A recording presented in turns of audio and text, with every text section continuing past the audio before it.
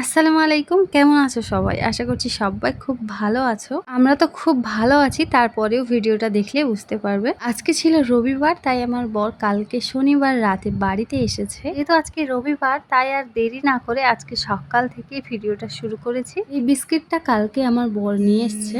এটা হচ্ছে এক ধরনের মেরি বিস্কুট, তবে বিস্কুটটা খুব সুন্দর কিন্তু খেতেও ভালো লাগে। তাই বিস্কুটগুলো একটা কৌটোর মধ্যে সব বের করে নিচ্ছিলাম। যেহেতু রোজায় ছিলাম আর সারাদিন পরে একটু ঠান্ডা পানি খেতে কার না ভালো লাগে বলো। হয়তো 5টা রোজা, তো এই দুবার ঠান্ডা পানি খাওয়া হচ্ছে। ডিপ ফ্রিজের মধ্যে কত সুন্দর একটা ঠান্ডা ঠান্ডা হাওয়া মারছে, তাই একটু ঢাকনাটা খুলে দাঁড়িয়েছিলাম। তারপরে রোজায় থাকলে সকালে কি কি কাজ থাকে সেগুলোই করছিলাম। এখানে ছোলা ভিজাতে বাকি আছে।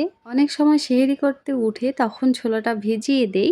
আজকে যেহেতু মনে ছিল না, তাই এখন ভিজিয়ে দিচ্ছি। ছোলা দিয়ে যে ঘুগনিটা হয়, সে ঘুগনিটা কার কার খেতে ভালো লাগে প্লিজ কমেন্ট করে জানাবে। আমার তো খুবই ভালো লাগে।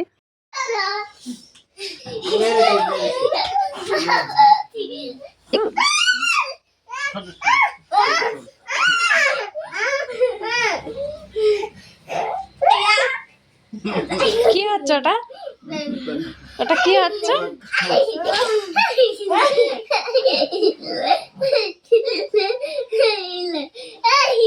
তুমি যাও, বাজারে যাও। বাজারে যাও। তোমরা তো দেখেছো আমার দুটো ছেলের অবস্থা। ওর আব্বু যতক্ষণ বাড়িতে থাকে, আমার ছোট ছেলে তো কোলে থেকে নামেই না।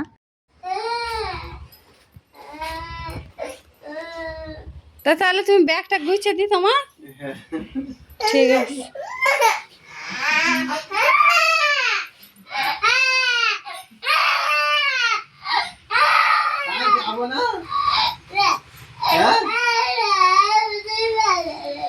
প্যান পরছে মানে চলে যাবে। প্যান পরছে চলে যাওয়ার জন্য। বাজারে যাবো, চলো। ও যাবে। তুই থাক, আমি ঘুরে আসি। ও বাজার করে আনবে। তাহলে জামা কাপড় খুলবি। ওই তো পরে আছে। ও ছাগলে হালে না, ঠিক আছে। প্যান আছে নিচে, উপরে গেঞ্জি আছে। ওইরকম করে যাবি? হ্যাঁ, পাঞ্জাবি পরে দেবো উপরে। হ্যাঁ, ওইরকম করে যাবি?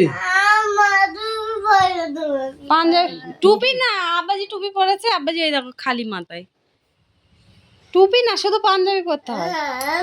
নামাজ পড়ার সময় টুপি পরতে হয়।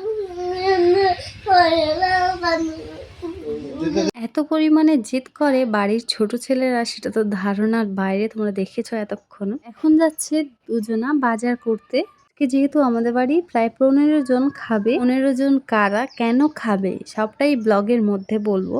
ফোনটা ভুলে এসেছিল, তাই আবার ফোনটা গিয়ে দিয়ে আসলাম। পরে আমার শাশুড়ি উচ্ছে তুলতে গিয়েছিল বাগানে, তো উচ্ছেও নিয়ে আসলো আমাদের জন্য। আমাদের জন্য বলতে যারা খাবে তাদের জন্য এনেছে। আমরা যেরকম রান্নার আইটেমটা করেছিলাম ঠিক সেরকমটা হলো না। প্রথমে আমি আর আমার বর বলেছিলাম যে গরুর মাংস দেব আর মাছ ঝোল দেব আর একটা যে কোনো ভাজা দেব। তারপরে দেখো এখন কি রান্না বান্না হয়। এখানে আমার বর বাজার করে নিয়ে চলে এসছে। বাজারে যেগুলো যেগুলো আমার বাড়িতে ছিল না, সেই বাজারগুলো বলে দিয়েছিলাম এনেছে। তারপরে ইফতারের কিছু বাজার ছিল শসা, তরমুজ, লেবু। তারপরে ছিল আদা, রসুন, আলু, পেঁয়াজ। তারপরে ছিল গরুর মাংস আর চিংড়ি মাছ। যেহেতু পুকুরে মাছ আছে, তাই আর মাছটা কিনলাম না। এখন যাবো আমরা মাছ ধরতে। সবকিছু গুঁড়িয়ে ডিশের মধ্যে ভরে নিলাম। এই উচ্ছেটা দেখেছিলে, এই বাগানেরই উচ্ছে। এই উচ্ছেগুলো আবার আমার শাশুড়ি এখন কাটাকাটি করছে। এর মধ্যে আমরা চলে এসেছি পুকুরে মাছ ধরার জন্য। হচ্ছে আমাদের আম গাছ, তো কত সুন্দর বোল এসছে দেখো, আমের ফুল যাকে বলে। এর বছর তো একদমই আসেনি, এবছর একদম ভরে গিয়েছে গাছ। দেখতে কত সুন্দর লাগছে, আম হলে আরো কত সুন্দর লাগবে বলো। যেহেতু এখন অনেক কুয়াশা, তাই বলা যাচ্ছে না কতটা বোল থাকবে, কতটা পড়ে যাবে। এখানে আমার বর মাছ ধরছে, আমার বড় ছেলেটা মাছ খুঁটছে। মোটমাট এই মাছ ধরেছি, এখনো ধরতে বাকি আছে। যেহেতু অনেক লোক, সবার এক পিস করে হবে সেরকম মাছ তো ধরতেই হবে বলো। আবারও জাল ফেলছে। রোজা করে জাল ফেলাটা অনেকটা কষ্ট, কিন্তু আজকে ফেলতেই হবে। এদিকে মাছ বালতি থেকে লাফ মেরে নিচে লাফছে। জন্য আমার বড় ছেলেটা চেপে ধরেছিল। এখন প্রায় 3টে বাজে, তো সব কাটাকুটি শেষ, এখন শুধু রান্নার পালা। দেখো আজকে কি কি রান্না হয় আমাদের বাড়িতে। আমার শাশুড়ি কিছু কাটাকুটি হেল্প করে দিয়েছে, বাকি রান্নাটা আমাকেই করতে হচ্ছে। আজকে অনেক চাপের মধ্যে আছি, তাও তোমাদের সাথে একটু একটু করে শেয়ার করছি। আশা করছি আমার ভিডিওটা তোমাদের কাছে ভালো লাগবে। আমার ভিডিওটা যদি একটু হলেও ভালো লেগে থাকে প্লিজ লাইক কমেন্ট শেয়ার করে দিও। আর যারা ইউটিউব থেকে দেখছো প্লিজ আমার চ্যানেলটা সাবস্ক্রাইব করে আমার পাশে থেকো। আর যারা আমার ফেসবুক থেকে ভিডিওটা দেখছো প্লিজ পেজটাকে ফলো দিয়ে রেখো। কড়াতে হয়েছে উচ্ছে আলু ভাজা চিংড়ি মাছ দিয়ে। হাঁড়িতে হয়েছে ভাত, যেটা ছিল 3.5 কেজি মতো। ভাতটা একদম প্রথমেই করেছিলাম, তাই ঢাকা দিয়ে রেখেছি যাতে করে গরম থাকে ভাতটা।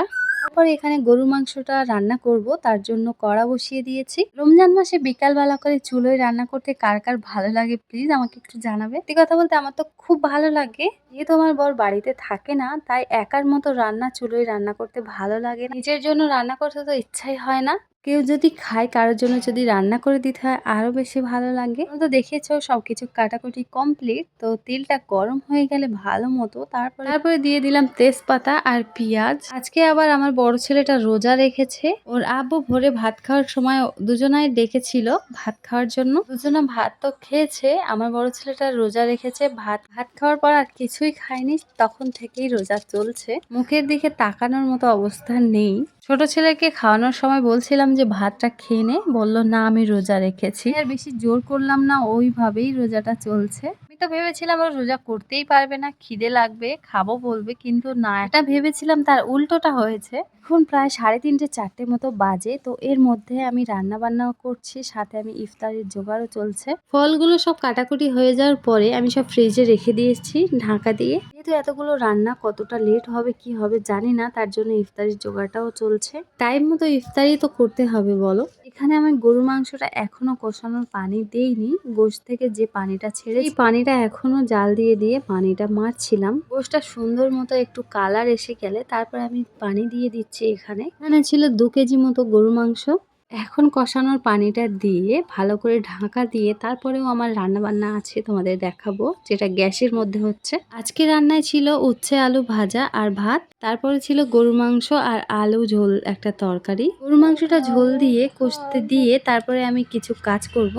কাজ বলতে জায়গাটা একটু পরিষ্কার করব সুন্দর করে। চুলোয় রান্না প্রায় শেষের দিকে, শুধু আমাদের ভাতটা গ্যাসে বসাবো না, চুলোতেই দেব। যে ভাতটা আমরা বাড়িতে খাবো সেই ভাতটা। এখানে আমার চাচুশুরের মসজিদে, তোমরা তো মসজিদটা দেখেছো আমার বাড়ির সামনে, ওই মসজিদে না জামাতের লোক এসছে। যারা জামাতে যায়, জামাতের লোকগুলো প্রায় 15 জন, কেউ কেউ 4 মাস, কেউ কেউ 41 দিন এরকম জামাতে যায়। আমি যতদূর জানি এরা 4 মাসের জামাতেই বার হয়েছে। প্রত্যেক মসজিদে 3 দিন করে থাকে, তো আমাদের এখানে 3 দিন থাকবে। কালকে ছিল প্রথম দিন, আজকে হচ্ছে দ্বিতীয় দিন। কালকে যেহেতু আমার বর বাড়িতে ছিলাম না, তাই আর কি ওদের দায়িত্ব নেইনি রান্না বান্নার। কালকে ফোন করে বললাম আমার বরকে, তো বললো আমি বাড়িতে গিয়ে বাজার করব, তারপরে রান্না বান্না করবে। যেহেতু বাড়িতে থাকে না, তারপরে রান্না বান্না নিলে কালকে আমি একা সামলে উঠতে পারতাম না, তার জন্য আজকে রান্না করে দিচ্ছি, আবার কালকেও রান্না করে দিতে হবে এমনটা না, নিজেদের ইচ্ছা মতো। তাই আমি আজকেও রান্না করে দিচ্ছি, কালকেও দেব।